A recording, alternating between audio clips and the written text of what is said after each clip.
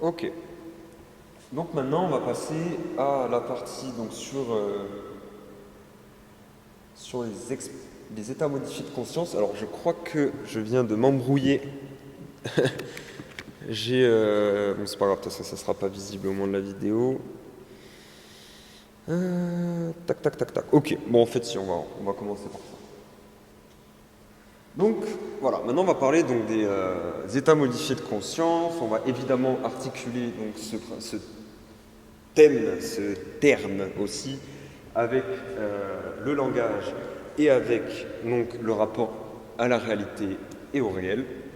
Et donc déjà on va s'intéresser un petit peu à la notion d'état modifié de conscience et on va essayer d'éclaircir un peu ce terme qui est devenu malheureusement un terme absolument valise dans lequel on va ranger notamment le yoga, à côté de la méditation, à côté de la pleine conscience, à côté de ceci, à côté de cela, en fait sans distinguer réellement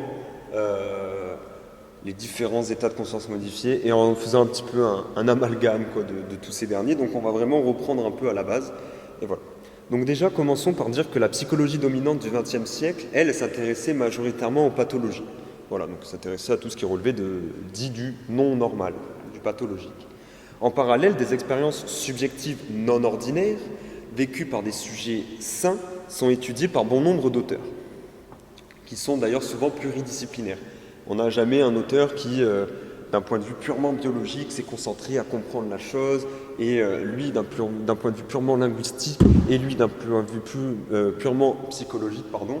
C'est vraiment soit des auteurs qui étaient pluridisciplinaires, soit des auteurs qui tout simplement travaillaient ensemble et qui arrivaient comme ça à créer des sortes de comités et des groupes de recherche, en fait, tout simplement sur les expériences subjectives non ordinaires. Parmi ces expériences en fait, il y a les expériences qui sont liées aux psychotropes, donc c'est la première catégorie, en fait. En fait, là, je vais vous énumérer tous les états de conscience modifiés, du moins qui étaient perçus avant de manière distinguée, qu'ils sont toujours, mais qui maintenant, en fait, sont regroupés sous le terme d'état de conscience modifié. Parce qu'avant 1972, donc avant Ludwig, on n'avait pas de terme. On n'avait pas... on appelait vraiment... je vais vous l'expliquer, mais bon bref. On n'avait pas de terme pour regrouper l'ensemble. Comme je vais le dire là en fait juste après. On avait donc les expériences liées aux psychotropes, on avait les pratiques religieuses et mystiques, on avait les expériences dites de transe et de nombreuses expériences non ordinaires, inclassables. Voilà, donc comme on va voir par la suite. Et donc là, je me rends compte... D'accord. Donc là, on va passer déjà par la première des 4 parties avant les états modifiés de conscience, qui est tout simplement les psychotropes. Donc les psychotropes, là je vais juste faire une brève présentation, je ne vais pas voir la phénoménologie qu'ils induisent, etc. Tout ça, on va vraiment présenter en fait les diversités d'états de conscience modifiés et ce qu'il y a dedans. Donc le premier psychotrope, ça va être la mescaline, qui est le premier psychédélique étudié en Occident de manière scientifique, à partir des années 1896, notamment par Aldous Huxley, qui va vraiment pousser les réflexions et les recherches scientifiques à ce niveau-là, dans la mesure où Huxley a tout simplement fait office de cobaye auprès d'un médecin dont j'ai plus le nom qui me vient en tête, donc un médecin, ou je crois que c'était un psychiatre, je ne sais plus. Bon, quelqu'un qui faisait des recherches en tout cas de fait sur la mescaline, qui a demandé à Huxley, parce que Huxley, comme je l'ai dit précédemment par rapport aux mots et tout, Huxley était un écrivain qui était quand même un écrivain de talent, bien qu'il ne possède pas un style particulièrement grandiloquent, vraiment propre à lui. Voilà, c'était quand même quelqu'un qui était jugé apte, on va dire, à faire ce genre d'expérience. Et il a donc écrit suite à cet essai Les portes de la perception, qui est donc un livre relativement canonique dans ce domaine, dans la mesure où il a vraiment posé des énormes bases, et aussi dans la mesure où tout simplement ça a été énormément repris par la suite. C'est un livre qui a beaucoup été critiqué, qui a beaucoup été adulé, qui a même servi de mini-bible au moment du mouvement hippie, du mouvement psychédélique, voilà, où on considérait même Huxley comme un saint, c'était Saint Huxley, et voilà. Donc pour les psychotropes, enfin du moins pour les psychotropes, le premier psychédélique. Ensuite, on a eu la DMT, donc que vous voyez ici, DMT qui est donc issue d'une liane d'une liane, tout simplement, qu'on trouve d'une liane de je sais plus quoi, j'ai dû le noter évidemment. Et non, je ne l'ai pas noté, mais c'est une liane d'un arbre qu'on trouve. Je ne l'ai pas noté, ben, je le mettrai en plus au moment du montage, je le mettrai là, quelque part, par là. J'ai oublié, ça me vient plus en tête. Le DMT, donc, qui est la dimethyltryptamine, qui est l'une des substances psychotropiques les plus puissantes actuellement qu'on connaisse, hein, à moins qu'il y ait des nouvelles recherches qui ont été faites et qui en ont trouvé un plus puissant et que je ne suis pas au courant, ce qui est possible.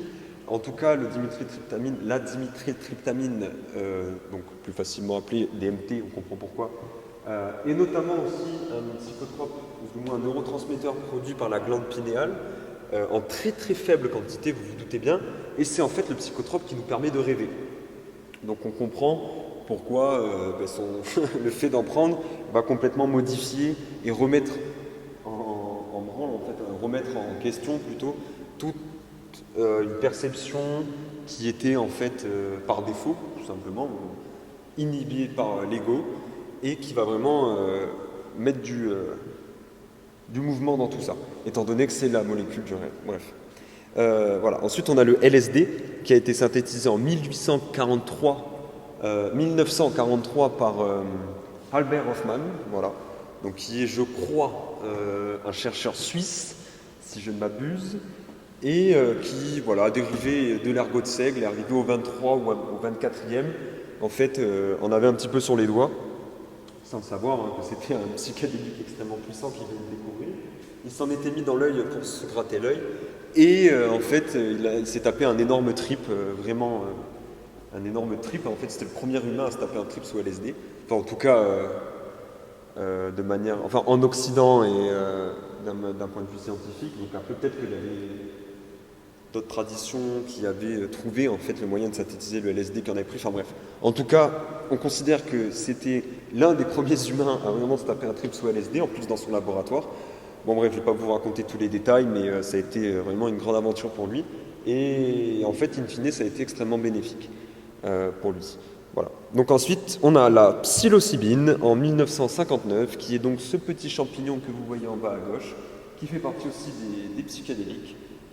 Voilà, les plus étudiés, les plus communs et qui ont des effets vraiment significatifs sur la conscience. Voilà. Donc là, on est toujours donc, dans les expériences avant qu'elles soient regroupées sur le terme d'état modifié de conscience. Voilà. Hop là, on passe au diapo. Et donc, ici, on va retrouver nos deuxième et troisième catégories, donc qui sont les expériences religieuses et mystiques. Alors là, on a notamment la tradition indo-tibétaine, qui est une longue tradition qui a exploré justement les états de conscience, notamment par la méditation, évidemment, comme vous le savez, et aussi, ce qui est un peu moins connu, par les rêves éveillés. Alors, il faut savoir que les Tibétains sont des grands spécialistes de ce qui est aussi appelé, bien que différent, les sorties de corps, les voyages astraux, etc. Donc là, bon, bien sûr, je ne vais pas m'attarder, parce qu'il y aurait tellement de choses à dire sur chaque chose. Là, le but, c'est vraiment de faire une présentation générale, quitte à refaire en fait des vidéos et ou des cafés philo, ou du moins un autre café philo, qui va être beaucoup plus spécifique dans les états de conscience modifiés et dans ce qu'ils induisent réellement. Mais voilà, ou du moins ce que ça implique. Voilà, en tout cas, on a, au niveau des expériences religieuses et mystiques, les Tibétains qui ont énormément fait des recherches dessus, etc.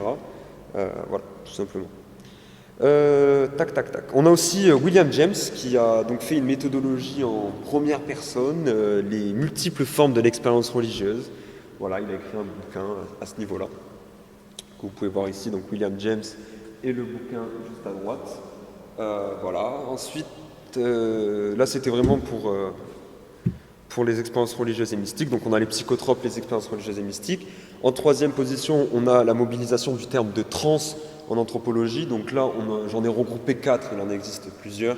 Mais il y a les transes de possession, les transes médiumniques, les transes chamaniques et les transes hypnotiques. Voilà, au niveau des 3 premières grandes parties des états de conscience modifiés, avant qu'il y ait le terme d'état de conscience modifié. Bref. Et ensuite, en dernière position, on a les expériences dites inclassables. Donc là, ça va être des expériences liées aux phénomènes donc parapsychologiques, études notamment de phénomènes psychiques paranormaux tels que la voyance, tels que la prémonition, telles que la télépathie. Donc tout ça, ça se situe en dehors du cadre de la psychologie classique. Pourquoi? Tout simplement parce que c'est extrêmement remis en doute par une certaine vision matérialiste et scientifique, voire scientiste de la psychologie. Donc tout simplement ça c'est jugé comme étant complètement dérisoire et ce sont des amusements. Cependant ça existe et ça a été, ça existe en tant que champ de recherche. Après de là à dire qu'il se passe vraiment quelque chose ou que du moins des personnes sont capables de fait d'avoir des actes télépathiques ou quoi, ça c'est une autre question. Cependant il y a des domaines d'études qui se penchent sur ça. Donc il y a aussi les perceptions à distance et perceptions sans support visuel. Ensuite, on a les états, donc les expériences induites par des méthodes d'imagination active. Donc l'imagination active est une méthode de la psychologie analytique. Psychologie analytique qui a été créée entre autres par Carl Gustav Jung. Et Carl Gustav Jung a mis en place donc, cette théorie de l'imagination active qui est une méthode de psychanalyse tout simplement. Voilà. La méthode consiste à donner une forme sensible aux images de l'inconscient et ainsi d'élargir la conscience, grosso modo. Ensuite, on a les expériences, les états liés à la sorcellerie, à l'alchimie, au magnétisme, à l'hypnotisme. Donc voilà, toutes ces choses qu'on juge, qu'on qualifie d'ésotériques et dont on ne reviendra pas, même l'alchimie, tout ça, il y a tellement de choses à dire dessus, mais bon, voilà. Les autres expériences, dans les expériences inclassables, on a l'expérience de mort imminente, et les sorties de corps, donc j'en parlais tout à l'heure, vous voyez, c'est distingué avec ici, là, en tout cas, c'est différent des rêves éveillés. Et les phénomènes de synchronicité, voilà, théorisés par Jung, qui sont des phénomènes vécus, en tout cas subjectivement, comme étant non ordinaires. Parce que trop cohérents dans un hasard, en fait, qu'on appellerait tout simplement la fortune, enfin, qui s'appelait la fortune. Voilà, donc des choses qui rentrent beaucoup trop en cohérence à tel point que ça provoque une dissonance. Donc voilà, comme je le disais, Ludwig Arnold, dans ses travaux, donc il a écrit un article qui s'appelle Altered State of Consciousness. Il a créé un nouveau cadre conceptuel, parce que comme vous le voyez, il y avait 4 grandes catégories, dans ces catégories il y en avait d'autres, etc. Donc vraiment, lui, il s'est dit très bien, on va poser un cadre conceptuel, on va poser un paradigme, et voilà, pour étudier toutes ces expériences de manière systématique. Et pour vraiment inciter la recherche et du moins des scientifiques à se saisir de ce sujet-là qui est quand même relativement passionnant, disons-le. Il a donc réuni tous ces concepts avec un terme, une définition, 5 moyens de production et 10 caractéristiques phénoménologiques. Donc là, on va voir le terme, on va voir la définition, on va voir les 5 moyens de production, mais on n'aura pas le temps de voir les 10 caractères phénoménologiques. En plus, ça nous aurait intéressé, étant donné que c'est sur ça que je vais me baser pour justement montrer par derrière la possibilité de lever les obstacles épistémologiques. Cependant, c'est relativement fastidieux de faire la liste de ces 10 caractères phénoménologiques, donc 10 caractéristiques, pardon, donc on s'en passera pour cette présentation. Voilà. Alors, Arnold Ludwig, il a donc posé le paradigme et le cadre, et pour ce faire, il a donc donné un terme à tout ça, et il les a appelés donc, comme vous le savez, les états modifiés de conscience, pour reprendre le tout. Et sa définition, c'est la suivante. Un état de conscience modifié est donc tout état mental induit par différentes procédures ou agents, d'ordre physiologique, psychologique ou pharmacologique, qui peut être reconnu subjectivement par l'individu lui-même ou par un observateur objectif de l'individu, comme représentant une déviation suffisante de l'expérience subjective ou du fonctionnement psychologique par rapport à certaines normes générales pour cet individu dans une conscience alerte et éveillée.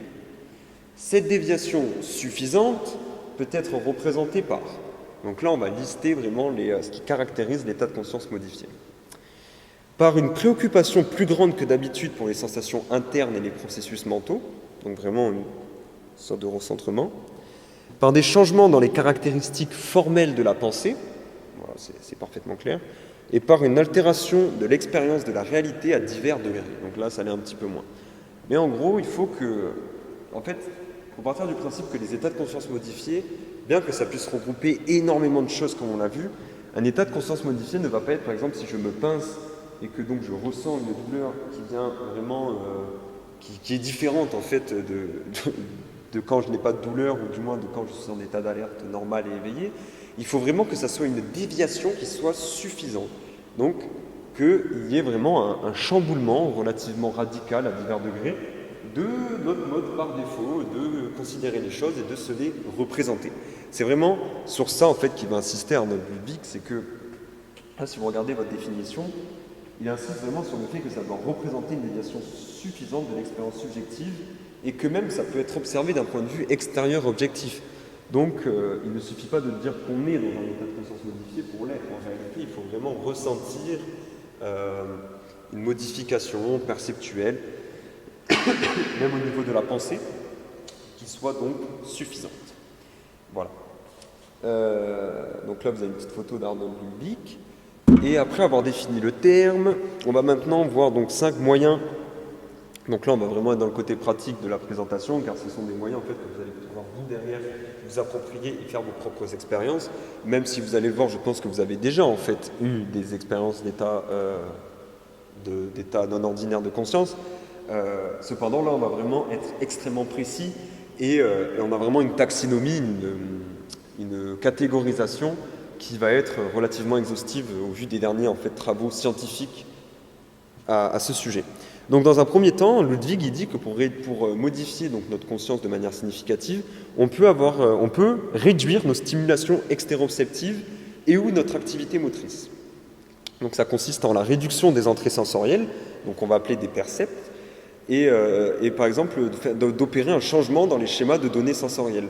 Un exemple très concret, c'est passer par exemple d'un environnement qui va être extrêmement chargé en termes de stimulation, qui est la ville, à un environnement qui l'est beaucoup moins, qui est par exemple partir en voilier sur la mer, ou faire une balade en forêt, ou se retrouver dans le désert. Enfin, vous voyez vraiment cette idée de réduction des stimulations. Et voilà. Donc, parce que là on est dans la réduction des... oui, pardon, j'ai eu un petit bug. Où on peut s'exposer de manière constante à des stimulations répétitives et monotones. Donc là, c'est pareil. On va, par exemple, focaliser notre attention, moi, je ne sais pas, sur un pendule. Tac, tac, tac.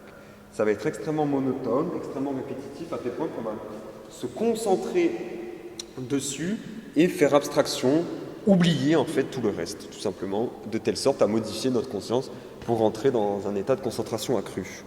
Et donc là, les pratiques et les situations qui sont associées à ce premier moyen de modifier sa conscience, ça va être donc dans un premier temps le confinement, donc là on en a tous fait l'expérience.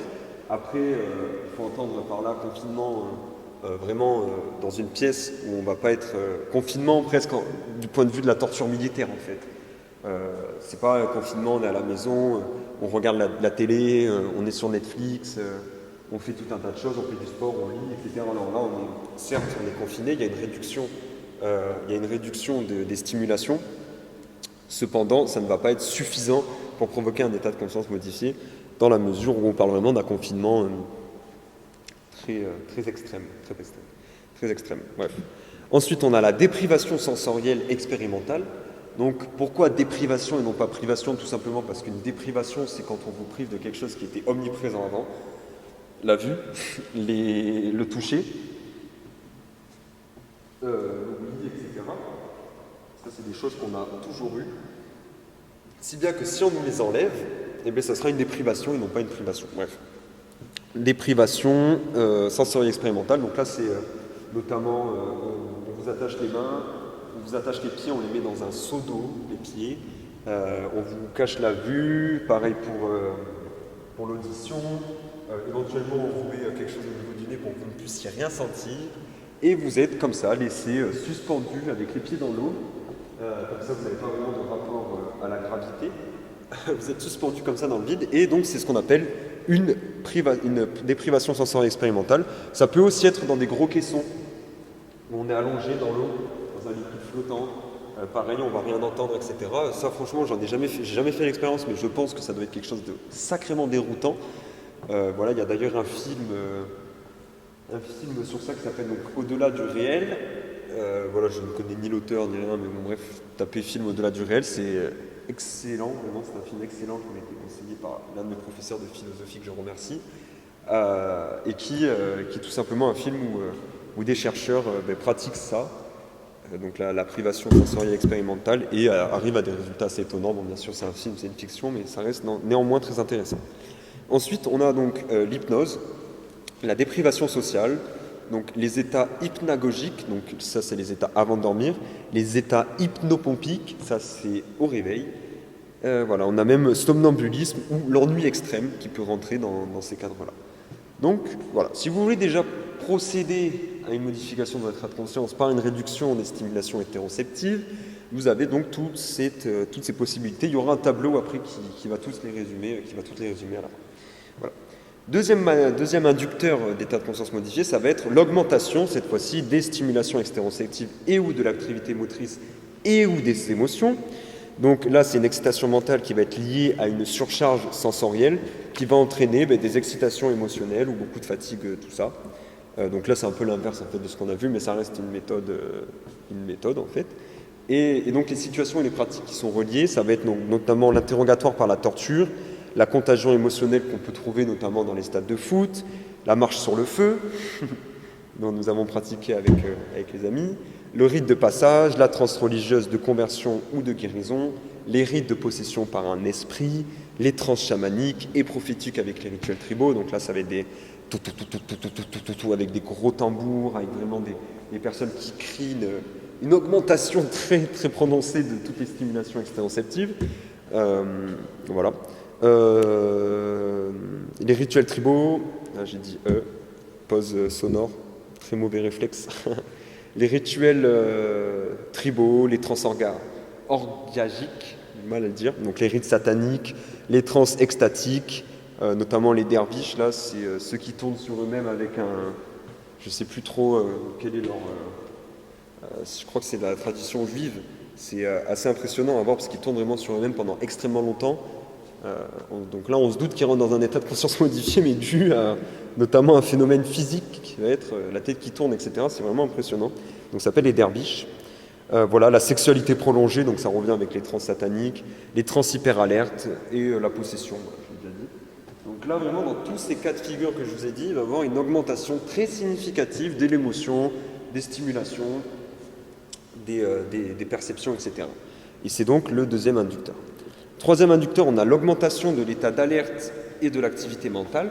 Donc là, c'est vraiment un état qui va se caractériser par une hypervigilance sélective et focalisée ou une hypovigilance périphérique. Plus une hypovigilance périphérique. Donc là, c'est quand on va concentrer toute son attention sur un point précis, de telle sorte à ce que, par exemple, quand vous êtes en train de faire, vous êtes à une tour de guet ou à l'armée, et vous devez donc comme ça rester sur place avec votre fusil, puis observer de manière précise les entrées, les différents couloirs de sortie, tout ça. Donc là, vous êtes concentré sur une tâche aussi. Ça pourrait faire référence au premier inducteur, mais c'est différent car là, c'est vraiment une hyper-vigilance. C'est vraiment il n'y a que ça qui existe. Et donc, on va voir de toute façon les situations pratiques qui diffèrent de la première. Dans les situations pratiques, on a donc la surveillance accrue, donc comme je le disais, le militaire, l'observation d'un radar, pareil, de repérer le moindre signal, la prière intense, l'absorption dans l'écoute d'un orateur, donc j'espère que c'est le cas actuellement pour vous, vous qui regardez au moment du café philo, vous serez absorbé, mais non, pour le café philo c'est pas le but c'est l'interaction, mais du moins pour la vidéo peut-être, ou bien l'absorption mentale dans une tâche, telle que lire, écrire ou résoudre un problème. Aussi, il peut y avoir le regard prolongé sur une percussion, sur un métronome, un stromboscope. Donc, comme je disais tout à l'heure, là, ça va se caractériser par une augmentation de l'état d'alerte.